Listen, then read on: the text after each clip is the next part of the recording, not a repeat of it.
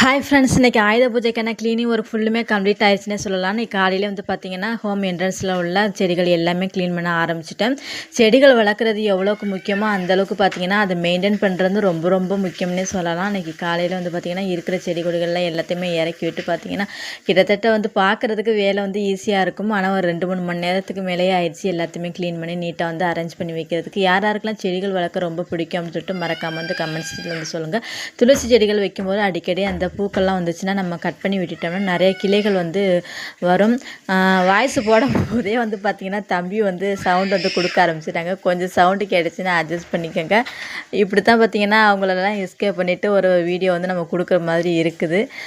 இதனோட ஃபுல் வீடியோமே நாளைக்கு வந்து லாங் வீடியோ பார்க்கலாம் முடிஞ்சால். இன்றைக்கி வந்து பார்த்திங்கன்னா எனக்கு தெரிஞ்ச மாதிரியான க்ளீனிங் ஒர்க் வந்து நீட்டாக பண்ணிவிட்டேன். இந்த ஒரு பெயிண்ட்டை வச்சே வந்து பார்த்திங்கன்னா இந்த தொட்டியை 7 வருஷம் மெயின்டைன் பண்ணிட்டேன்னு சொல்லலாம். இதுக்கு மேலே தம்பி பையன் தாங்க மாட்டான். வீடியோ பிடிச்சிருந்துச்சின்னா ஒரு லைக் பண்ணிக்கோங்க.